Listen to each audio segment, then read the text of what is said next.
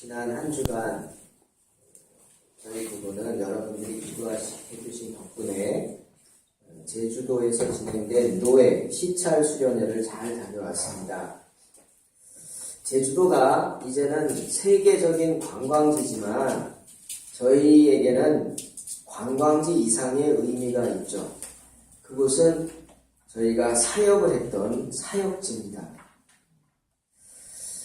지금은 유명 관광지가 되어서 비행기도 아주 많고 값도 싸더라고요. 항공료가 4만 원대, 조금 좀 빨리 잘 잡으면 3만 원 이하도 있고요. 정말 싸더라고요. 그렇게 쉽게 갈 수 있는 곳이지만 제가 제주 영락교회 부목사로 청빙받고 부임했던 그 1996년만 해도 제주도는 말도 잘 통하지 않고 살기도 힘들고 관광하러 가는 것도 마치 외국에 가야 하는 것처럼 그렇게 여겨지는 아주 낯선 곳이었습니다.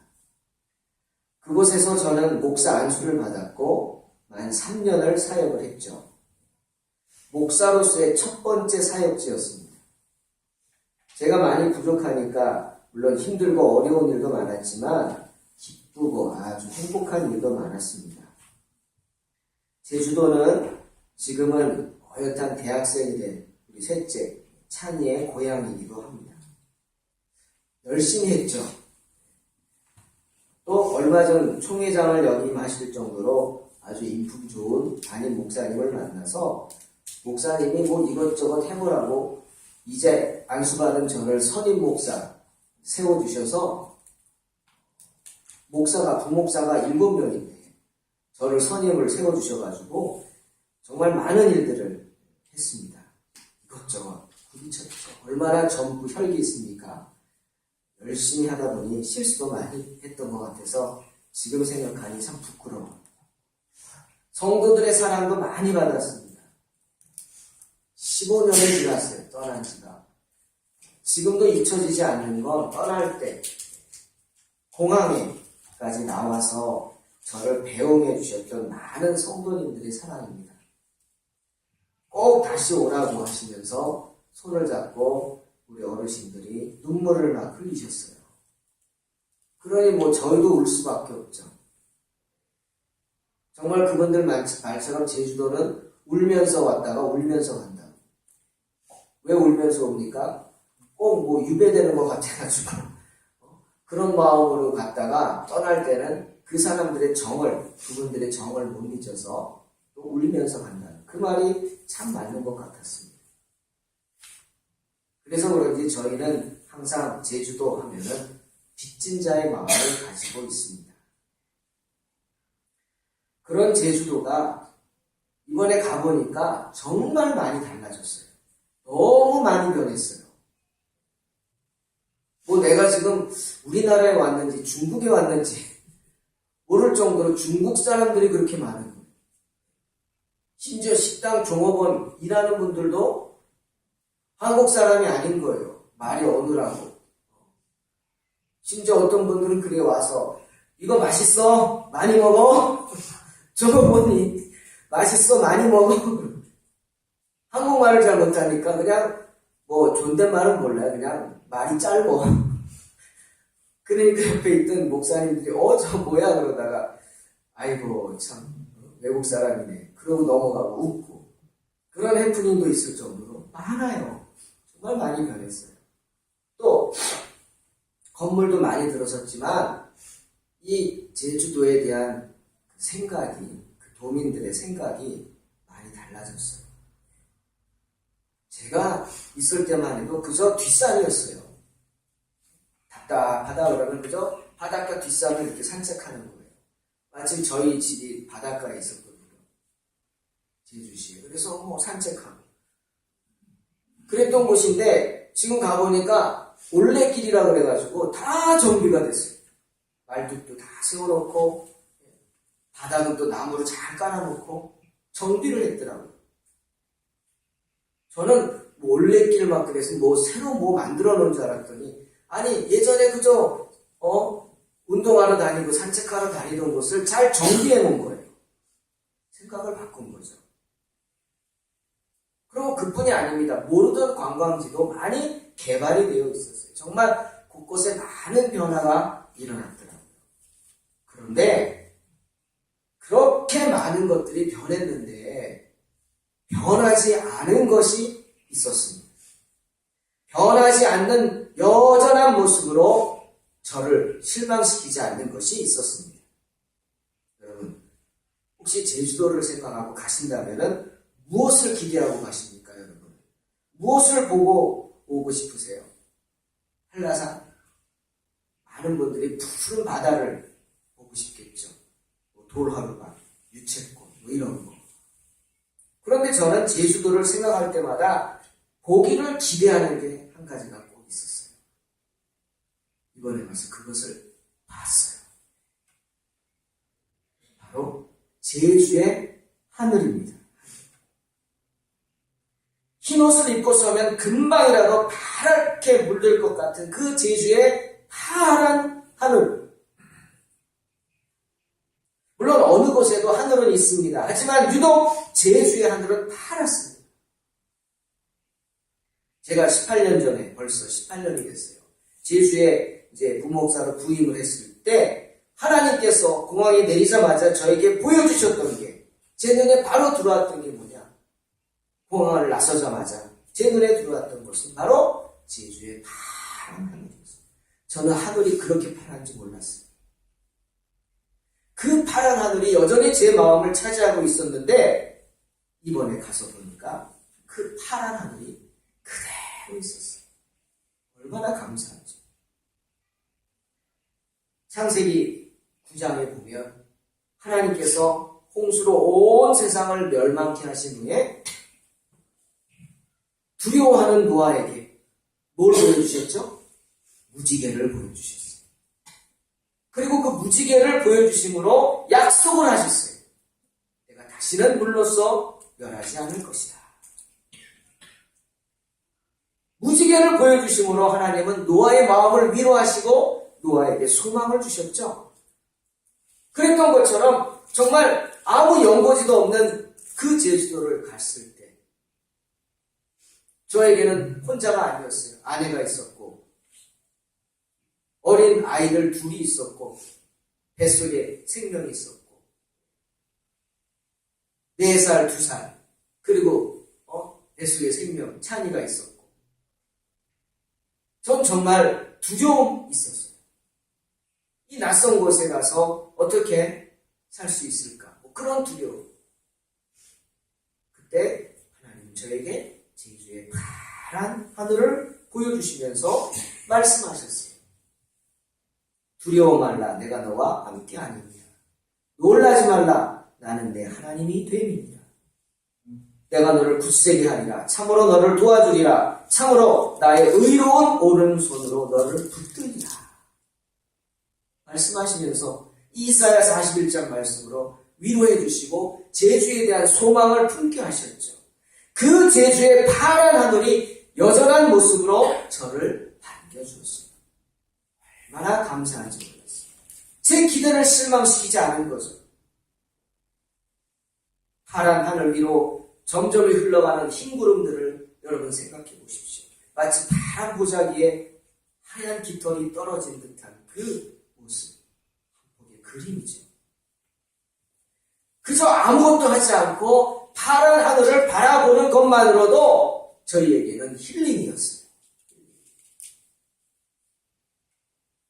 그때 저에게 주신 말씀이 바로 오늘 본문 히브리서 13장과 야고보서 1장 말씀이었어요. 예수 그리스도는 어제나 오늘이나 영원토록 동일하시도다. 그는 변함도 없으시고 회전하는 그림자도 없으시도다. 그대로였습니다. 18년이 지난 지금도 제주의 하늘은 파란 하늘 그대로였습니다.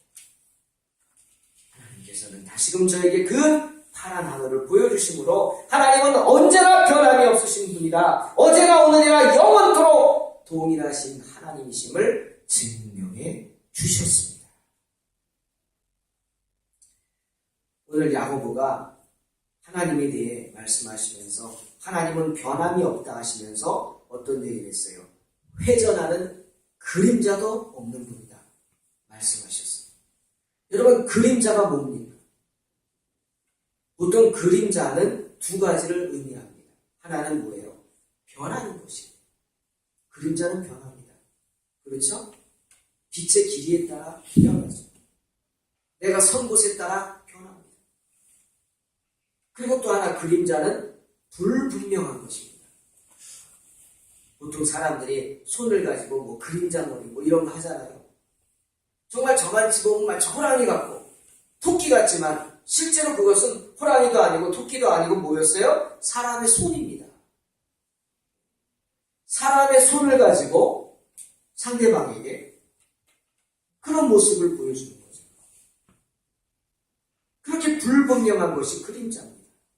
또 시시로 변하는 게 그림자죠. 하지만 우리 하나님은 조금이라도, 아주 조금이라도 회전하며 변하는 그림자조차 없으신 분이다.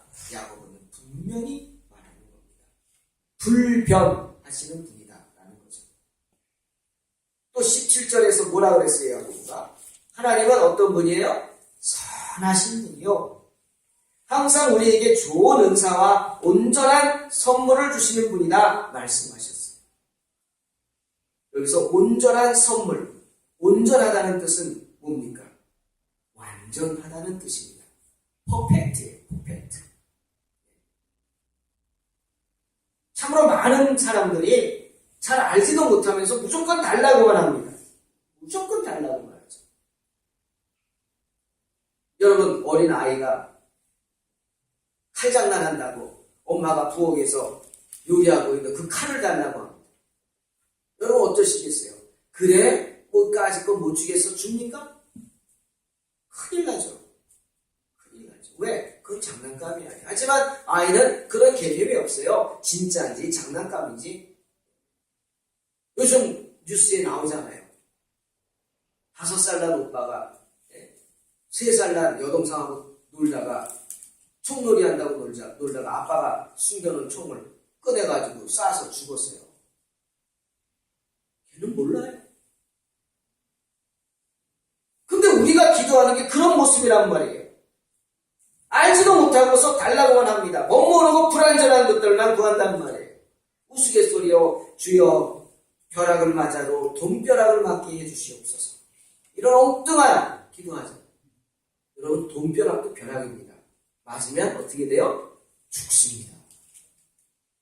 그런데 우리가 기도하는 게 그런 모습이라는 거예요. 죽을 줄도 모르고 구하는 그런 어리석은 인생, 그게 우리 모습이에요. 하지만 하나님은 그렇게 어리석은 우리의 형편과 처지를 다 알고 계시기 때문에 우리를 불쌍히 여기셔서 어떻게 해요? 우리가 제대로 구하지 못한 그 완벽한 선물, 퍼펙트한 그런 선물을 우리에게 내려주신다는 겁니다. 저는 말씀을 보면서 갑자기 마태복음 20장에 이 세베대의 아들들의 어미의 요구가 생각났어요. 세베대의 아들이 누구예요? 야고보와 요한이 형제거든요. 그 엄마가 예수님을 찾아와서 간구하는 거예요. 주님, 내 두 아들 주님 나라 가실 때 주님 나라에서 하나는 주님 우편에 하나는 주님 좌편에 앉게 해주세요. 다 요청합니다. 주님이 그 기도를 듣고는 어떻게 하셨어요? 민망해 하셨어요. 민망하다는 뜻 뭔지 아시잖아요. 기가 막혀 하시는 거예요. 이건 어쩌노. 그러면서 이렇게 말씀하셨어요. 지금 내가 구하는 것이 무엇인지 알고 구하느냐? 묻습니다. 지금 내가 구하는 게 뭔지 아냐고. 주님 나라 임하실 때 하나는 우편에 하나는 좌편에 앉혀달라고. 아마 세베대의 아들의 어미는 그 생각했을 거예요. 예수님이 지금 예루살렘 입성하면 거기 로마군 다 쫓아내고 왕이 되실 것인데 왕이 되면 내 아들 하나는 영의정, 뭐 하나는 뭐 우의정, 좌의정 뭐 이렇게 자리 하나씩 달라는 거죠. 그런 의미로 얘기했지만 실상은 어떻습니까? 예수님이 예루살렘 입성하는 게 왕으로 다스리기 위해 가시는 게 아니잖아요. 대속의 십자가를 지러 가시는 거 아닙니까? 고난의 십자가. 근데 지금 어미는 예수님 예루살렘 가시면 내 아들 하나는 우편에 하나는 좌편에 앉혀다. 이건 온전한 기도가 아닌 거죠. 그러자 주님이 이렇게 말씀하셨어요. 마태복음 20장 23절에서 너희가 과연 내 잔을 마시려니와 내 좌우편에 앉는 것은 나의 줄 것이 아니다. 내 아버지께서 누구를 위하여 예비하셨든지 그들이 얻을 것이다. 이렇게 말씀하십니다. 그리고 그 어미가 구하지 못한 것, 그것을 이루어 주십니다. 어미가 요구한 대로 두 아들이 하나는 예수님 우편에, 하나는 좌편에 앉게 되죠. 야고보는 첫 번째 순교자가 됩니다. 제자 중에 첫 번째 순교자가 바로 야고보. 예수님이 들어주셨어요? 안 들어주셨어요? 들어주셨어요. 하나님 나라에 예수님 우편에 앉는 영광 야고보에게 있죠.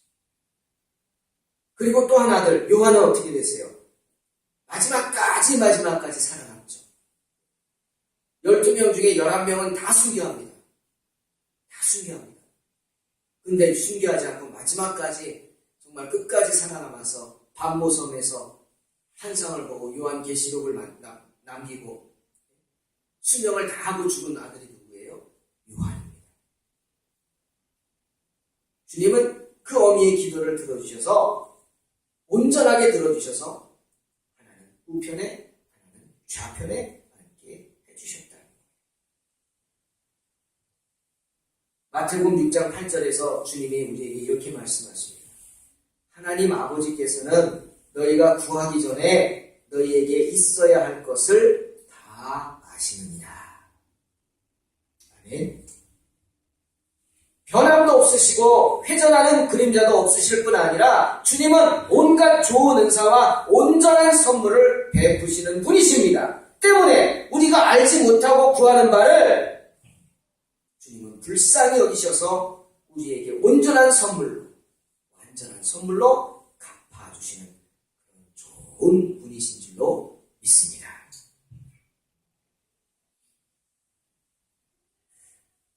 제가 제주도에 있었던 내내 하늘이 파랬던 건 아닙니다. 둘째 날은 제주도에 아침부터 비가 왔어요. 우리 여기도 비가 왔잖아요. 가뭄의 단비이지만 파란 하늘은 어디로 사라졌어요. 산을 중심으로 잿빛 구름들이 가득했죠.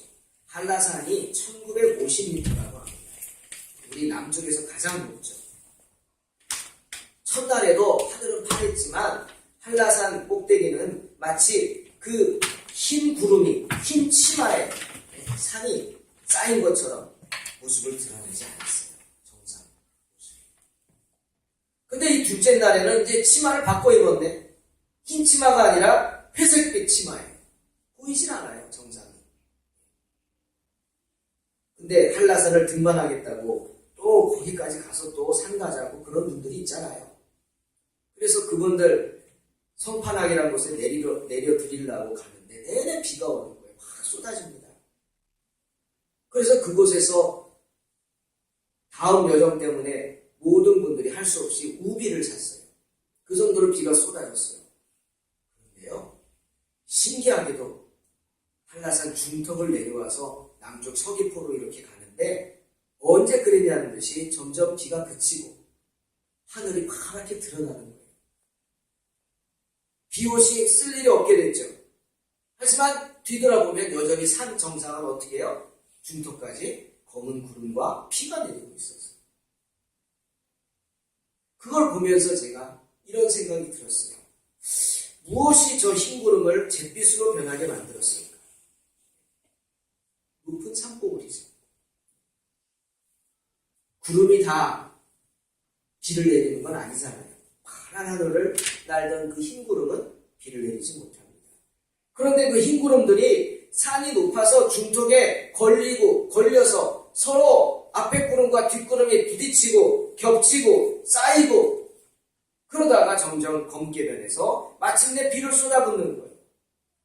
파란 하늘을 가린 것은 구름이 맞습니다. 하지만 구름들의 흐름을 막고 쌓이고 충돌해서 잿빛으로 만들어서 비를 뿌리게 하는 것은 뭐예요? 높은 산봉우리.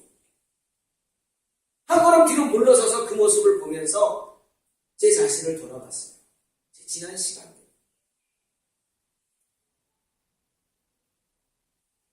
대학을 졸업 앞두고 갈등하던 시간들. 공부를 더 할 것이냐, 직장을 갈 것이냐. 물론 그 가운데 뭐가 있었어요? 드러나지 않는 이 씨앗이 있었어요. 목양에 대한 간절한 마음. 그리고 직장을 다니다가 신학대학원을 가겠다고 기도하고 갈등하던 시간들. 또 신학교에 가서 이제는 임지를 놓고 기도하던 시간들. 이 제주도로 부르시는 것이 정말 하나님의 음성인지 몰라서 하나님 앞에 엎드려 간구하던 시간들. 음성을 들려달라. 그리고 교회 개척을 놓고 간절히 기도하던 시간. 정말 간절했죠. 동탄에 와서 교회를 개척하기 위해 1년간의 그 기도하던 시간들. 그리고 지금 동탄 소망교회를 개척하고 이제는 주님의 은혜만 바라보고 있는 이 시간들. 그 모든 것들이 저에게는 잿빛 구름과 같은 시간들이었죠. 주님의 은혜를 의심하게 하고 주님을 불신하게 만들고 걱정하고 근심하고 그러다가 결국 주님의 은혜를 떠나서 갈등하고 정말 구름들이 한라산 봉우리에 걸려서 잿빛이 되듯이 저로 하여금 정말 하나님의 은혜를 의심케 했던 그 잿빛 구름, 그 봉우리들이었어요. 언제나 변함없으신 하나님의 은혜를 의심케 하고 좌절케 했던 것이 무엇일까? 지금도 여전히 내 믿음을 흔들고 있는 그 봉우리들이 무엇일까? 하나하나 생각해 보니 그때마다 답이 나옵니다. 지나고 나니 답이 나오니 그것이 뭡니까? 오늘 야고보가 말한 욕심이었어요. 욕심. 야고보가 말하지 않습니까? 사람이 시험 받을 때에 내가 하나님께 시험 받는다 하지 마라. 하나님은 악에게 시험 받지도 아니하시고 친히 아무도 시험하지 아니하시느니라. 오직 각 사람이 시험을 받는 것은 자기 욕심에 끌려 미혹되느니 욕심이 잉태한 즉 죄를 낳고 죄가 장성한 즉 사망을 낳느니라. 야고보의 말씀처럼 정말 욕심에 미혹되었기에 내가 시험에 든 거예요. 아직 하나님의 때가 되지 않았는데 내 욕심이 그 때를 당깁니다. 그 욕심이 채워지지 않기에 하나님을 원망하고 더 큰 시험 들고 마침내 죄짓고 내 영혼이 괴로워했던 것입니다. 여러분, 이 욕심은 정말 무서워요. 우리가 아는 기드온 용사 아시지 않습니까? 믿음의 군병 하면 뭐라 그럽니까? 교회학교 아이들도 믿음의 군병 누구라 그래요? 기드온. 정말 기드온은 믿음의 군병이었어요. 사사기 6장 12절 보니까 천사가 기드온에게 나타나서 기드온을 부르는데 뭐라고 부릅니까? 이름이 그 사람의 의미잖아요. 이스라엘 사람들에게 있어서 이름이 그 사람을 하나님이 평가하는 의미입니다. 그래서 아브라함도 아브라함에서 아브라함으로 바꾸라고 했죠. 야곱도 이스라엘이라고 바꾸라고 했죠. 하나님께서. 이름이 그 사람의 의미인데 천사가 기드온에게 나타나서 이렇게 말합니다. 큰 용사요. 여호와께서 너와 함께 하시는 용사요. 이렇게 기드온을 호칭할 정도로 기드온은 믿음의 용사였습니다. 많은 사람들이 쩔쩔매는 그 우상의 단을 누가 부셔버렸어요? 기드온이 앞장서서 바알의 단을 부수어버렸어요. 그리고 단지 300명으로 수많은 미디안군과 싸워서 이겼어요. 근데 그 300명도 칼 들고 창 든 게 아니라 뭘 들었어요? 하나님이 한 손에 항아리, 한 손에 나팔, 항아리 안에 횃불 들어라. 말도 안 되는 거잖아요. 전쟁터 나가는데 칼이 아니라 횃불 들고 나가고 나팔 들고 나가고. 그런데 기드온과 300명사는 기도원을 중심으로 그 하나님의 말씀을 순종했어요. 그래서 전쟁터에 나가면서 칼창이 아닌 횃불과 나팔을 들고 갔어요. 믿음이 아니면 할 수 없는 거죠. 그리고 또 사사기 8장에 보면 기드온이 그 300명으로 전쟁에서 승리한 후에 이스라엘 백성들이 기드온을 찾아와서 다 엎드려가지고 우리의 왕이 되어달라고 합니다. 당신은 우리 왕이야. 우리의 왕이 되어달라고. 그때 기드온이 뭐라고 했지 아십니까? 아니, 내가 너희를 다스리지 않겠다. 나의 아들도 너희를 다스리지 아니할 것이다. 그러면서 이렇게 말합니다. 여호와께서 너희를 다스릴 것이다. 얼마나 훌륭한 믿음의 사람입니까? 정말 유혹도 있을 법하잖아요. 그래, 내가 다스려서 우리 이스라엘을 강하게 만들게. 다시는 저 원수들의 침략을 받지 않게 내가 자신 있어. 내가 할게. 아마 10명이면 9명, 아니 10명이면 10명 다 그랬을 거예요. 내가 하겠다는 것도 아니고 백성들이 와가지고 왕이 되달라고 하는데 누가 마다하겠어요? 그러나 기드온은 마다했어요. 아니, 내가 아니야.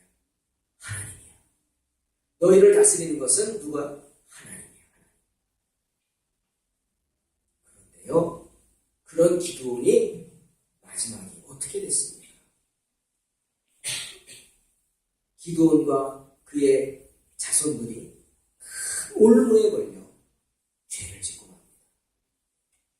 그 올무가 뭔지 아세요? 바로 욕심입니다. 욕심. 그렇게 내가 안 다스리고 하나님이 다스릴 거야 이렇게 말한 후에 기드온이 이스라엘 백성들에게 요구합니다. 내가 왕은 되지 않을게. 그 대신 나한테 요구 하나만 해주라. 이거 하나만 해주라. 그게 뭔지 아십니까? 미디안 사람들에게서 뺏은 금 귀고리를 달라. 사사기 8장 21절에 기드온이 그 전쟁을 일으켰던 주범인 세바와 살문나라는 사람을 잡았습니다. 이들이 미디안의 왕과 같은 사람들이죠. 근데 그들을 딱 잡았더니 보니까 낙타를 타고 전쟁하잖아요. 그 낙타를요, 금으로 그냥 장식을 한 거예요. 금으로 치장했어요. 여러분, 낙타가 뭐 조그맣니까? 얼마나 큽니까, 낙타가? 굉장히 큽니다. 그 낙타를 온 몸을 금으로 치장했으니 얼마나 그 찬란했겠어요. 화려하고. 기드온이 그걸 본 순간 그만 마음을 금에 빼앗깁니다. 그래서 그 낙타의 금장식들을 다 자신의 것으로 취합니다. 그게 사사기 8장 21절에 나오죠. 그 직후에 백성들이 왕이 되달라고 했을 때 거부하고는 그 백성들에게 뭘 요구하냐고요? 뭘 요구했다고요? 금을 달라고. 여러분, 귀고리가요, 여자분들이 귀고리 하잖아요. 지금은 뭐 어떤 의미로 하는지 모르겠지만 예전에는요, 귀고리가 그 사람의 종이다라는 사인입니다. 그래서 이렇게 달 모양의 귀고리를 하면은 그 달의 여신 아얄론이죠. 나는 아얄론을 섬기는 사람이다. 여러분, 요즘 우리 십자가 목걸이 하잖아요. 그 십자가 목걸이 하는 의미가 뭐예요? 나는 크리스찬입니다. 뜻이잖아요. 교회 안 다니는 사람이 십자가 목걸이 합니까? 아니죠. 그렇듯이 그전에는 귀고리를 그렇게 했어요. 둥그런 귀고리는 태양의 신 바알을 섬기는 그런 의미죠. 근데 이 미디안 사람들이 하나같이 남자들까지도 금으로 귀고리를 했어요. 우상을 섬긴다는 의미죠. 근데 기드온이 그것을 보고 너희가 빼앗은 그 금귀고리를 나한테 달라고 했어요. 그러니 백성들이 안 주겠어요. 알겠다고 주겠다고. 그래가지고 자기들이 빼앗은 금귀고리를 다 기드온에게 줬는데 얼마나 많은 양이었냐면 1700세겔, 우리로 말하면 20kg 쌀 한 푸대. 금이 20kg니 여러분 얼마나 많은 겁니까? 근데 백성들이 금 귀고리만 준 게 아니에요. 아까 기드온이 취했던 그 낙타를 장식한 금장식들까지도 다 줬어요. 기드온은 그 금을 받아들이고 어떻게 했어요? 그 금으로 에봇을 만들었습니다. 제사장들이 입는 옷이요. 이런 가운 같은 거죠.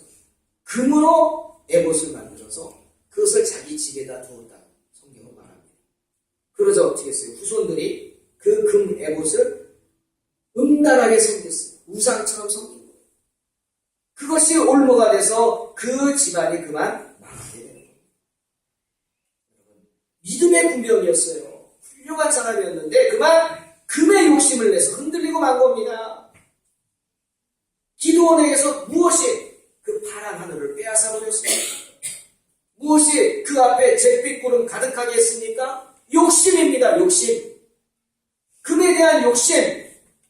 자신도 죽고 후손들도 죽게 만든 거예요. 여러분 명심하시기 바랍니다. 좋은 것은, 선한 것은 이 세상에서 얻을 수 없는 것입니다. 이 세상에서 우리가 원하는 것들은 다 영원한 것이 아닙니다. 사람들이 욕심을 내는 것들은 하나님 내 나라에 가지고 갈 수 있는 것도 아닙니다. 그것은 도리어 우리 마음을 어지럽히는 것들, 우리에게서 영원히 변함이 없는 파란 하늘, 주님의 약속, 주님을 향한 믿음, 이런 것들을 빼앗아가는 것들 뿐입니다. 야고보가 말하지 않습니까? 욕심이 잉태한 즉 죄를 낳고 죄가 장성한 즉 사망을 낳습니다. 온갖 좋은 은사와 온전한 선물은 하나님만이 주실 수 있음을 믿으시기를 주님의 이름으로 축원합니다. 오늘 히브리서 기자는 우리에게 이 파란 하늘을 빼앗기지 않는 방법을 구체적으로 말씀하십니다. 우리 안에 신앙의 장애물들을 제거하는 방법이 무엇이냐? 이렇게 살아라. 그리고 구체적으로 말씀하십니다. 우리가 욕심의 유혹에 빠지지 않고 사는 방법이죠. 하나님을 배신치 않고 언제나 동일하신 하나님을 만날 수 있는 방법, 그것은 이렇게 살라 말씀하십니다. 첫 번째가 뭐예요? 사랑하기를 힘쓰라 하십니다. 1절에 형제 사랑하기를 계속하라. 한 번 사랑하고 마는 게 아닙니다. 계속해야 합니다. 어떠한 경우에도 그 사랑하기를 멈추지 말아야 합니다. 내가 좀 실망했다고 끊어버려? 아닙니다. 계속 사랑해야 합니다. 계속. 마치 주님이 십자가에 달리셔서도 사람들을 원망하고 저주하지 않고 그들을 위해서 기도했던 것처럼 아버지여 저들의 죄를 사하여 주셔서 자신이 하는 것을 알지 못함이니이다 라고 했던 것처럼 형제 사랑하기를 계속 해야 합니다. 특별히 3절에 뭐라고 그랬어요? 너희가 갇힌 자 되었던 것을 생각하라. 너희가 학대받았던 것을 생각하고 어려웠을 때를 생각하고 어려운 사람들을 생각하고 도와주라는 것. 그래야 욕심에 빠지지 않는다. 두 번째 뭐예요? 2절에 손님 대접하기를 잊지 말라. 샘솟으라는 겁니다. 베풀고 대접하고 나눠줘. 어렵다고 움츠러들지 말고 베풀고 나누기를 힘쓰라. 샘은 퍼주어야 더 신선한 물이 샘솟듯이 대접하라. 그리고 세 번째 뭐라 그랬어요? 4절에 모든 사람은 결혼을 귀히 여기고 침소를 더럽히지 않게 하라. 음행하는 자들과 간음하는 자들을 하나님이 심판한다. 음행치 말라 하십니다. 그리고 5절에 뭐라 그랬어요? 돈을 사랑하지 말고 있는 바를 족한 줄로 알아. 물질의 유혹을 이기라는 것입니다. 그러면서 히브리 기자는 이런 말을 하죠. 그가 친히 말씀하시기를 내가 결코 너희를 버리지 아니하고 너희를 떠나지 아니하리라. 뭡니까? 일용할 양식을 주시는 주님을 믿으라는 겁니다. 때를 따라 만나를 내려주시고 매출하기를 내려주신 하나님을 믿으라는 겁니다. 그러니 먹는 것과 마시는 것 때문에 시험에 들지 말라는 것입니다. 그리고 한 가지 더 7절에 하나님의 말씀을 너희에게 일러주고 너희를 인도하던 자들을 생각하며 그들의 행실의 종말을 주의하여 보고 그들의 믿음을 본받으라. 신앙의 선배들의 본을 따르라 하는 거죠. 그리고 동시에 바로 우리가 내 자신이 우리 자녀들에게 그러한 신앙의 본이 되는 사람이 되어야 한다 말씀하시는 것입니다. 사랑하는 성도 여러분, 언제나 파란 하늘을 바라보면서 어제나 오늘이나 영원토록 동일하신 하나님의 사랑을 체험하는 자만이 천국 백성이 될 수 있습니다. 계시록 19장 8절 보니까 천국 잔치에 초대받은 사람들은 무엇을 입었다고요? 하나님께서 어떤 옷을 주신다고요? 빛나고 깨끗한 세마포를 입혀주신다고 말씀하셨어요. 흰 옷을 입는다. 그리고 이 세마포는 성도들의 옳은 행실이다 말씀하셨어요. 두렵지 않습니까? 아니 내가 이 험한 세상을 어떻게 옳게 살 수 있어요? 교회 문 밖을 나가자마자 벌써 시험에 들 수 있는데 내 힘으로는 안 된다는 거죠. 때문에 계시록 7장 14절에 이런 말씀이 있어요. 이는 큰 환난에서 나오는 자들인데 어린 양의 피에 그 옷을 씻어 희게 하였느니라. 우리의 붉은 죄가 씌워지는 것은 한 가지 방법밖에 없어요. 뭐죠? 어린 양의 피에 우리의 옷을 씻어야 합니다. 날마다 주님의 보혈의 샘으로 나와서 그 옷을 씻어야 합니다. 사모하는 마음으로 주님 앞에 나와서 파란 하늘을 소망하며 기대하는 그런 사람만이 주님의 백성이 될 줄로 믿습니다. 여러 가지 다른 교훈에 끌리지 말라 하십니다. 마음은 음식으로 굳게 하는 게 아니라 뭘로 굳게 해요? 은혜로서 굳게 한다. 음식이 우리를 강건케 하는 것이 아닙니다. 하나님의 은혜가 저와 여러분을 강건케 하는 줄로 믿습니다.